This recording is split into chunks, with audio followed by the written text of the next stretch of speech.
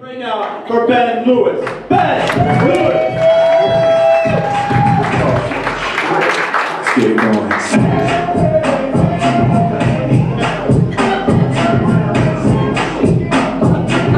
Come on, man, show us your moves. Hi.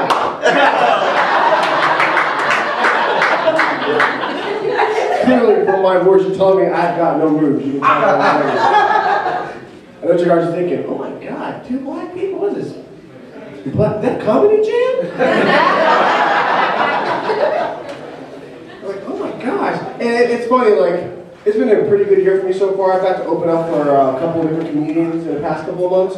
And the funny thing is, the comedians have been black comedians, which is the first time for me. And so I don't know if it's the owner trying to, you know, introduce me to other black people, like I can't make my own black friends.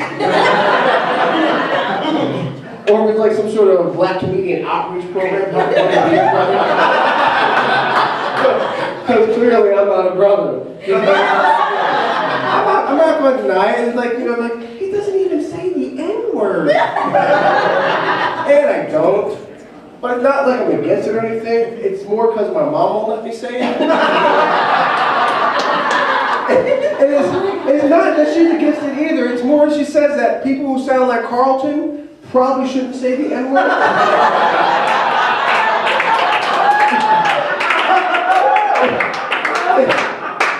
I mean, again, I agree with her. Like, I remember, because, like, I went to Catholic school for 8 years, and I was the only black kid in my class. So, like, I didn't know any better. It was like Stockholm Syndrome, you know? Like, you're there, you're with the white people.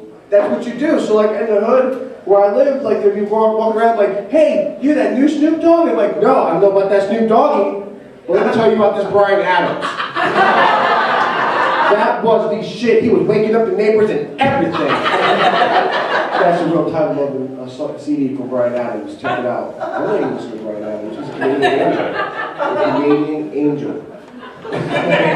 Well, like, I remember, like, I chose to go to public school for high school, and I remember thinking to myself, like, shit.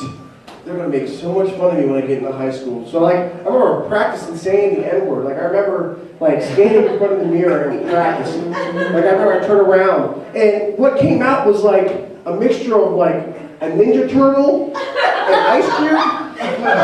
So like, I turned around like, oh, what's up my nigga, yeah. That wasn't gonna cut it in high school, so I didn't really say the N-word too much. As a matter of fact, what happened was, I did finally get a chance to say it, and I got suspended for 3 days. Turns out that teachers don't like to be called the N-word. And all those 90s movies with the black children called teachers the N-word, they lied to you. They said all the time, never got suspended, nothing. 3-day suspension. Second thing I realized is that if you pronounce it instead of that's racist no matter who you are. Plain and simple. And I realized that, and what's funny now is because of my demeanor and the way I am, like, I get like all these racist jokes told to me all the time. Like, I call it accidental racism. Like, it's like almost like they forget I'm black, and they'll tell me the most racist black jokes ever. And I always find it funny, like, I was at Best Buy, I used to work at Best Buy, and this girl comes to me the day that Obama gets elected, and she comes up to me, oh my God, are you excited? Are your people happy? Like, how do you respond to that? I was like, well, contrary to popular belief, not all black people know each other. But I do know somebody that knows somebody, so give me about 25, 30 minutes, I'll give you a general consensus. And then like, just same person, just recently, my girlfriend and I, we entered into a 5K. That was like a month ago. I know what you guys are thinking, you guys were running from the cops. Fuck you, no I wasn't. I was in a real 5K. It was in Tempe, it was called the Color Run. And I remember I saw the person like, yeah, so me and my girlfriend were in a color run. And to set this joke up, my girlfriend's white. And I remember the woman was like, that's cool, but won't your girlfriend be a little awkward? I was like, why awkward? She's like, because of all the black people. I was like, no, bitch, color run, not colored run.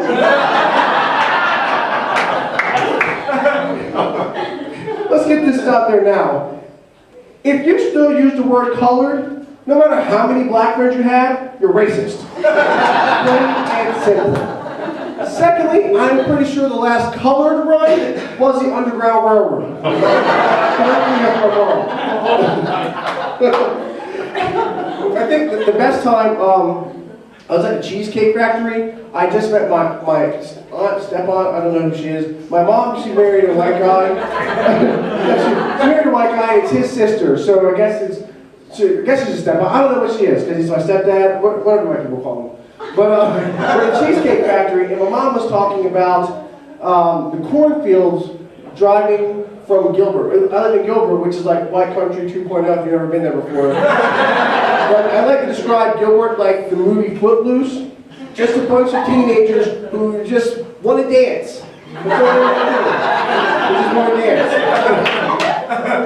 dance. But we were driving, and we also were like, oh my God, the cornfields are so beautiful. They're so beautiful. And my step-aunt, she was talking, she's like, oh my gosh, I know, we have cotton fields in our backyard. And without missing a beat, she looks at me and says, you've seen cotton fields before, haven't you?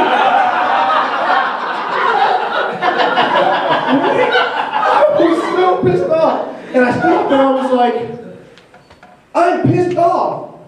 And as I said that, her boyfriend paid for the Cheesecake Factory bill.